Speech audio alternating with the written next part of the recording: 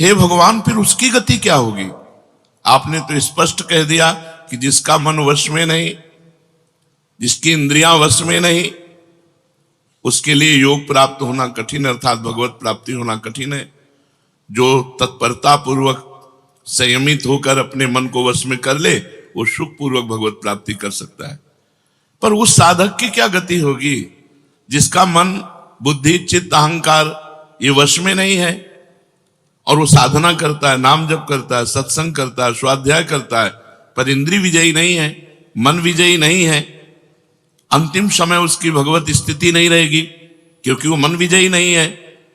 विषयाशक्ति है, असावधानी है, अंतकाल में मन परमात्मा में नहीं लगा, विचलित हो गया, साधन से हट गया, परमात्मा की प्राप्ति नहीं हुई। तो हे कृष्ण, कृष्ण सबको आकर्षित करने वाले, हे भगवान, आप ही जान सकते हो, इस प्रश्न का उत्तर आप ही दे सकते हो कि उसकी क्या गति होगी। तात्पर्य है कि वो नरक तो जाएगा नहीं, क्योंकि नाम जप करता है। थोड़ा भी नाम जप करता है तो नरक नहीं जाएगा, थोड़ी भी भक्ति करता है तो नरक नहीं जाएगा। अजामिल के प्रसंग में यमराज जी ने अपने दूतों को आदेश किया था कि यदि कोई भी नारायण कृष्ण हरि बोलता है, गले में कंठी बांधे, वैष्णव है, भगवान का दास है, भूल करके मत जाना, तो नरक तो जाएगा नहीं, क्योंकि साधन करता है, नाम जप करता है, पाठ करता है, पर जितेंद्रीय नहीं है, मनोनिग्रही नहीं, इसलिए भगवत प्राप्ति तो होगी नहीं, ये भगवान कह रहे हैं। पर नरक तो जाएगा नहीं, क्योंकि नाम जप करता है, और स्वर्ग की इच्छा नहीं, इसलिए स्वर्ग नहीं जाएगा, और मोक्ष इसलिए नहीं हुआ कि वो मन इंद्रियों को बस में नहीं किया। तो उसकी गति क्या होगी? काम गतिम कृष्ण गच्छति, वो किस गति को प्राप्त होगा? कश्चिन्नो भय विभ्रष्टस् छिन्ना भ्रमिव नश्यति अप्रतिष्ठो महाबाहो विमूढ़ो ब्रह्मणा पथि।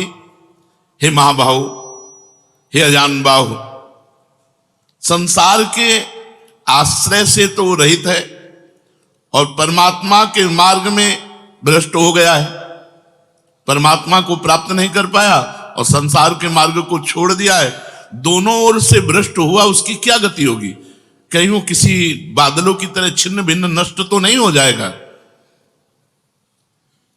दोनों ओर से भ्रष्ट हुआ, अर्थात संसार मिला नहीं, परमार्थ में भगवान मिले नहीं, तो उसका समय जो परमार्थ में गया, जो भजन साधन में गया, वो सब बेकार हो गया, क्योंकि आपकी तो प्राप्ति हुई नहीं।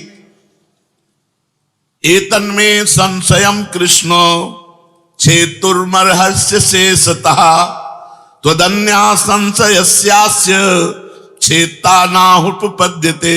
हे कृष्ण, मेरे इस संदेह को सर्वथा छेदन करने के लिए आप ही समर्थ हैं, क्योंकि किसकी क्या गति होगी इसका निर्णय तो सिर्फ भगवान कर सकते हैं। इस संशय का छेदन करने के लिए आपके सिवाय इस सृष्टि में दूसरा कोई नहीं हो सकता, इसलिए आप का गति कृष्ण, उसकी क्या गति होगी? भगवान बोल रहे हैं, बहुत सुंदर बोल रहे हैं। पार्थ नैवेह नामुत्र विनाशस्तस्य विद्यते नहि कल्याण कृत कश्चित् दुर्गतिम तात गच्छति। पहली बात है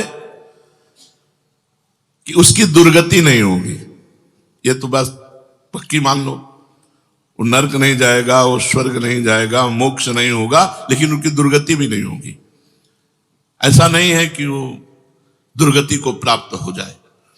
जिसको अंतकाल में भगवान का स्मरण नहीं होता, उसका कहीं पतन तो नहीं हो जाता? अर्जुन का पूछना था। इस बात को लेकर के बहुत व्याकुलता थी कि बेचारा साधन कर रहा है, इंद्रियां बस में नहीं, मन में बस में नहीं, तो अंत समय भगवान का स्मरण नहीं होगा तो उसकी दुर्गति हो जाएगी। तो भगवान कह रहे पार्थ नैवेह नामुत्र विनाशस्तस्य विद्यते। हे पृथानंदन, सच्चे हृदय से जुड़ा था भगवान, जुड़ना देखते, राहत न प्रभु चित चूक किए की करत सुरत सहबार ही की। भगवान उसकी क्रियाओं को नहीं देखते, उसके चित्त को देखा, हृदय की बात देखी। वो भगवान से जुड़ना चाहता है, वो भगवान को प्यार करना चाहता है, वो भगवान से मिलना चाहता है, पर इंद्रियां वश में ना होने के कारण, मन वश में ना होने के कारण बार बार वो विषयों में फिसल जाता है, बार बार भोगों में पतित हो जाता है। तो भगवान उसका पतित होना नहीं देखते, भगवान उसका चित्त से जुड़ना देखते हैं। रहत न प्रभु चित्त चूक किए की, करत सुरत सरबार हिए की। हृदय की बात देखते, सच्चे हृदय से भगवान में जुड़ना चाहता था। अब उसका पतन नहीं हो सकता, मरने के बाद भी पतन नहीं हो सकता। जितनी उसकी स्थिति भजन में बन गई है, उसके नीचे वो गिर ही नहीं सकता। बहुत बढ़िया बात है। हमारा अगर 100 नाम जप हो गया है तो 101 से चलेगा, अगले जन्म में 99 से नहीं चलेगा। जिसकी जितनी भजन में स्थिति हो गई है, उससे नीचे वो नहीं गिर सकता। देखो, पहली बात तो दुर्गति हो नहीं सकती, नरक जाना नहीं है, स्वर्ग जाना नहीं है, दुर्गति होनी नहीं है। आगे भगवान बताएंगे उसकी गति क्या होगी। उसकी साधना जितनी है वो कभी नष्ट नहीं हो सकती। चाहे जितना बड़ा पाप बन जाए, उस पाप का उसे दंड भोगना पड़ेगा, लेकिन उसकी साधना नष्ट नहीं होगी। ये इस मार्ग का बहुत बड़ा सपोर्ट है कि मानो हम दिन भर भजन किया, हमसे शाम के गलती हो गई तो बोले दिन भर का भजन नष्ट हो गया। नहीं, आपका भजन दिन भर का वो है, और जो आपकी गलती हुई वो अलग है। गलती का आपको प्रायश्चित या दंड भोगना पड़ेगा, और भजन आपका सुरक्षित है। वो नीचे नहीं गिरेगा, उसकी साधन सामग्री नष्ट नहीं होगी। ये बहुत हृदय को शीतलता पहुंच। हमने जो नाम जप किया हमारा सुरक्षित है, नाम जप वो कभी नष्ट नहीं होगा। उसका पारमार्थिक उद्देश्य भी नहीं बदलेगा। उसने उद्देश्य बनाया भगवत प्राप्ति, वो उद्देश्य भी उसका नहीं बदलेगा। हाँ, कितने जन्म लगेंगे ये उसका प्रयास होगा, प्रयत्न होगा। वो जन्मता मरता रह सकता है, ना भजन उसका नष्ट होगा, कम होगा, ना उद्देश्य उसका बदलेगा। वो लगेगा भजन। भक्ति बीज पलटे नहीं, जो जुग जाए अनंत, ऊंच नीच कुल उपजय होए संत को संत। वो कभी ऐसा नहीं हो सकता कि इतना भजनानंदी अब भ्रष्ट हो गया तो वो पतित हो गया, नीच और दुर्गति, अरे सब बेकार। कुछ नहीं, जो गलती हुई उसका दंड मिलेगा, और जहां से वो भजन कर रहा है वहीं से उसकी भजन की स्थिति आगे बढ़ेगी। जैसे उदाहरण में राजर्षि भरत का उदाहरण दिया था कि हिरन पे वृत्ति गई तो हिरन बने, लेकिन गंडकी नदी में खड़े होके हिरन बन करके भी इतना भजन किया कि अगला जन्म जड़ भरत जी के रूप में ब्रह्मबोध संपन्न महापुरुष के रूप में हुआ। तो भगवान कहते हैं, न ही कल्याण कृत कश्चित दुर्गतिम तात गच्छति। अर्जुन, हे तात, बहुत प्यार भरा संबंध है, उसकी दुर्गति नहीं हो सकती। जो मेरा थोड़ा भी भजन किया है उसकी दुर्गति नहीं हो सकती। साधक के लिए बहुत ही पॉइंट के आश्वासन की बात कह रहे हैं कि थोड़ा भी भजन किया तो उसकी दुर्गति नहीं हो सकती, और अगले जन्म में परमात्मा प्राप्ति की लालसा इतनी प्रबल होगी कि वो इंद्रियों मन को वश में कर लेगा। इस जन्म में जो चूक हुई वो अगले जन्म में सुधार लेगा। उसकी दुर्गति नहीं होने का तात्पर्य है कि जो मनुष्य कल्याणकारी कार्य में लगा हुआ है, जिसके लिए मनुष्य शरीर मिला है, वो कार्य कर रहा है, भजन कर रहा है, सत्संग कर रहा है, स्वाध्याय कर रहा है, ठाकुर सेवा कर रहा है, वो अपने असली कार्य में लगा हुआ है, पर उसका मन चलायमान है, उसकी इंद्रियां चलायमान, तो उसकी दुर्गति नहीं होगी। कारण कि उसका ध्येय चिन्मय तत्व भगवान में है, इसलिए उसका पतन नहीं हो सकता।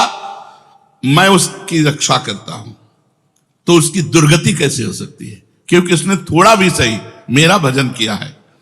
मेरी दृष्टि सर्वभूत हिते रता है, सब पर मोरी बराबर दाया, सब मम प्रिय सब मम उपजाए। मैं सबको प्यार करता हूं। फिर जो मनुष्य मेरी तरफ चल पड़ा, अपना किसी तरह से कल्याण परम हित मानकर मेरी तरफ चल पड़ा, तो मैं उसे सबसे ज्यादा प्यार करता हूं। फिर मैं जिसे प्यार करता हूं उसकी दुर्गति कैसे हो सकती है? प्यार तो सबको करता हूं, लेकिन जो अपना मान करके मेरी तरफ चल पड़ा, मेरा भजन करने लगा, उसकी दुर्गति कैसे हो सकती है? मेरा वो समझे न समझे, उससे वास्तविक संबंध तो है ही। ममई वांसो जीवलोके जीव भूता सनातना। वो भले भगवान से संबंध ठीक नहीं लगा पा रहा, लेकिन भगवान तो जान रहे मेरा संबंधी है, मेरा अंश है। संसार के साथ उसका वास्तविक संबंध नहीं है, उसने मेरे साथ इस वास्तविक संबंध को, असली लक्ष्य को उसने स्वीकार किया कि अब इस जन्म में भगवान को प्राप्त करना चाहता हूं, तो चाहे जितना बड़ा गलती पड़ गई, अपराध पड़ गया हो, उससे दुर्गति उसके लिए हो सकती है। भगवान कह रहे उसका किया हुआ साधन नष्ट नहीं हो सकता।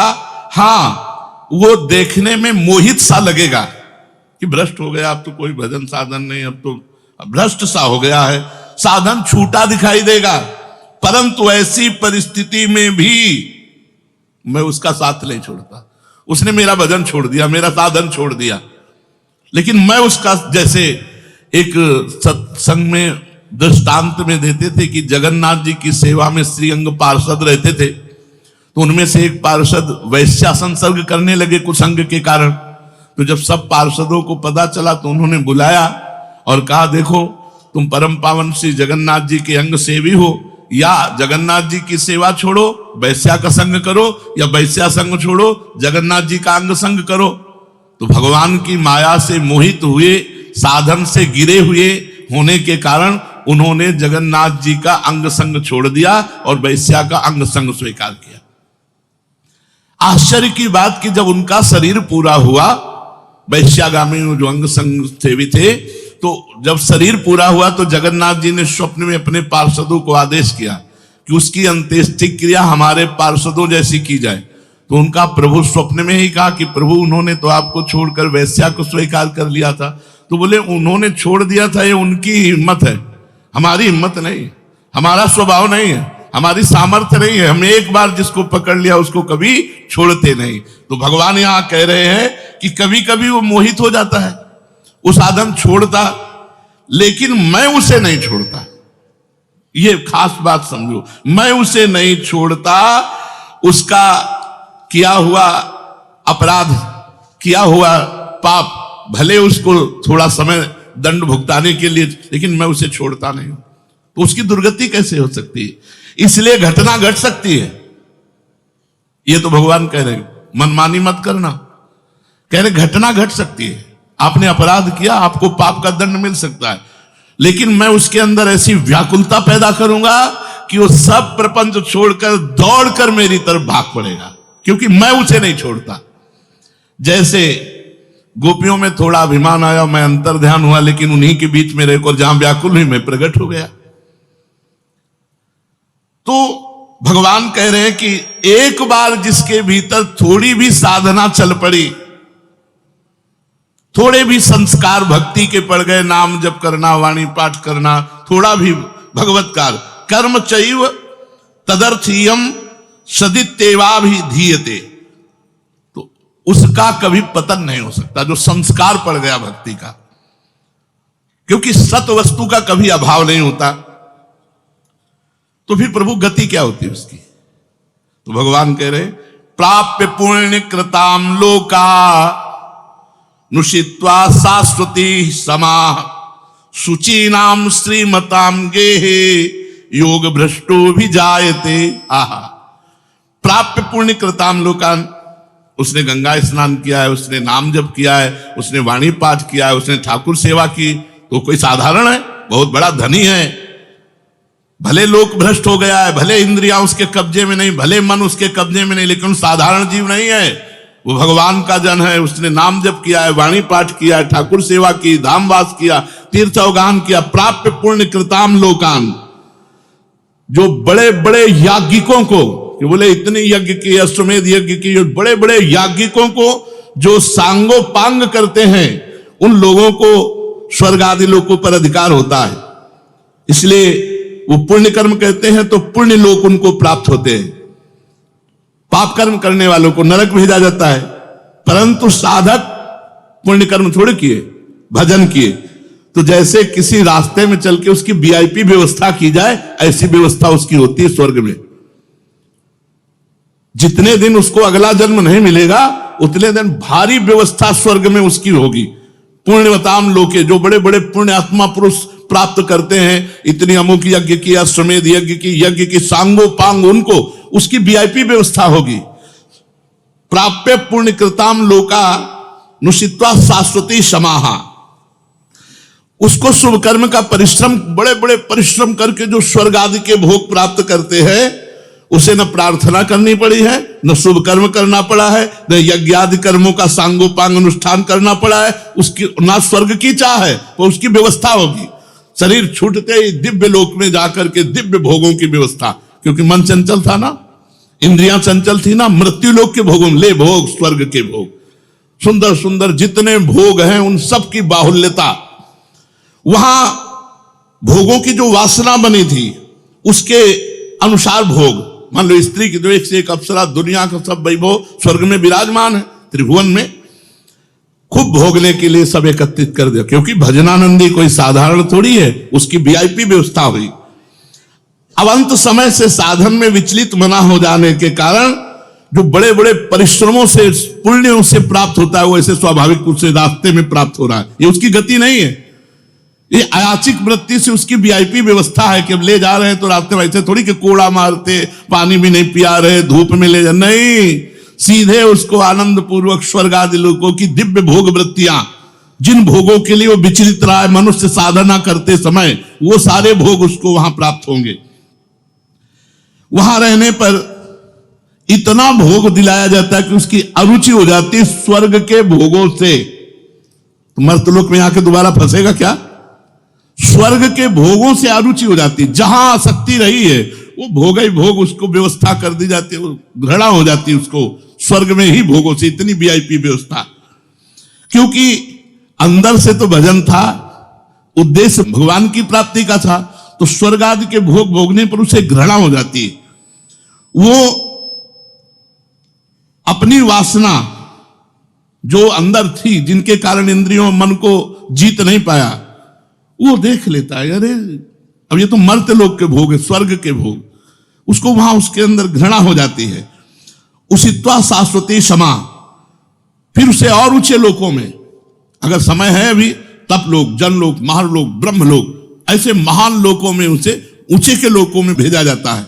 और वहां भी इसलिए भेजा जाता है कि यहां के स्वर्ग के भोगों से रुचि, अब यहां के ब्रह्मलोक के भोग देख ले। भजन का फल है ब्रह्मादिक के भोग सब विषम लागत ताई, नारायण ब्रज चंद की लगन लगी है जाई। जब ठाकुर जी से मिलने की चाह लग जाती है तो यही इसी शरीर में ब्रह्मादिक के भोगों से भी वैराग्य हो जाता है। भोग भोगने के उद्देश्य से नहीं, क्योंकि जो भोग भोगने के उद्देश्य से जाते हैं उनके पुण्य क्षीण होने पर फिर वो लौटकर मृत्यु लोक में आते हैं, इसलिए वो सीमित वर्षों तक स्वर्ग लोक आदि में रहते हैं। परंतु जिसका उद्देश्य भोग नहीं भजन था और योग भ्रष्ट हो गया है सूक्ष्म वासना के कारण, तो स्वर्ग आदि लोकों में जाएगा, उसका भजन नहीं क्षीण होगा। जैसे पुण्य आत्मा स्वर्ग गया, भोग भोगा, तो उसका पुण्य क्षीण होगा, लेकिन इसका नहीं, इसका तो स्टॉक है, ये तो भागवतिक व्यवस्था है उसकी, ये ब्याज की व्यवस्था है, मूल तो ऐसे ही साधन संपत्ति है। देख लो, कोई घाटे का सौदा नहीं, वीआईपी व्यवस्था होगी मरने के भी बाद, अगर चूक हो गई तो, और चूक ना हुई तो सीधे निकुंज चलना है। वैसे यहां चूक हो जाए तो भी निकुंज जाना है, क्योंकि वृंदावन धाम है ना, अगर यहां शरीर छूटेगा तो यहां स्वर्ग थोड़ी ले जाएंगे, देवताओं का प्रवेश है नहीं, यहां तो वृंदा सखी सहचरियों का है। वो बहुत वर्षों तक उसके भोग सुविधा की सीमा नहीं रहती, ऐसी व्यवस्था होती है। अच्छा, जो भोग भोगने के उद्देश्य से ऊंचे लोकों में जाते हैं उनको फिर पतित होना पड़ता है, लेकिन ये योग भ्रष्ट जब ऊंचे लोकों में जाता है तो पतित नहीं होता, उसकी साधन संपत्ति प्रकाशित रहती है ज्यों की त्यों, और उसका सद्भाव जागृत रहता है। सब मिथ्या है, भगवान मिथ्या करवाते करवाते ब्रह्मलोक तक के भोगों का मिथ्या। अब उन सुख भोगों को भोगने के बाद सुचि नाम श्रीमताम गेहे योग भ्रष्टो भी जाते। अब यहां जब प्रकट हुआ, कब उसका जन्म होगा? कोई सीमा रखी जाती है? अरुचि, अरुचि सीमा रखी जाती है। जब तक उसे भोगों में अरुचि नहीं होगी तब तक ऊपर के लोगों को भोगों में उसे रखा जाएगा। नरक वरक तो जाने की बात नहीं, वीआईपी भोग।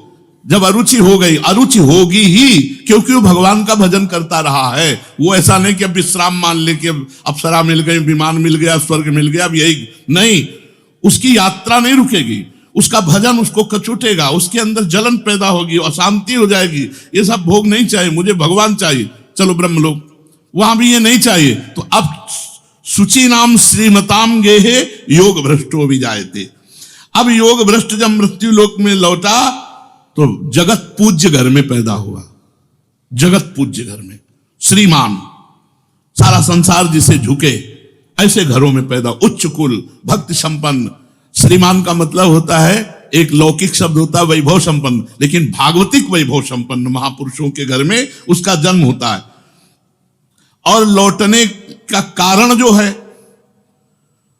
उस कारण को भगवान जानते हैं, उसकी बहुतायत कर देते हैं। स्वर्ग भोगा, ब्रह्मलोक के भोग भोगे, और यहां सारे भोग उसके दे दे, ये ले, अरे भगवान का दास है कोई और, ये ले, ऐसे घर में पैदा किया। अब उसकी जो साधन संपत्ति उसको खोल देते हैं, अभी तक बंद रखा, हानि नहीं हो सकती। अब जे ही जन्म हुआ, जैसे अपने लोग अब जे ही स्कूल जाते, स्कूल से पढ़ के आते, लगता है माँ नहीं टिकेगी, पिता नहीं टिकेंगे, सब मरेंगे, तो मेरा साथी कौन है, मेरे जीवन का लक्ष्य क्या है, क्या यही उद्देश्य है।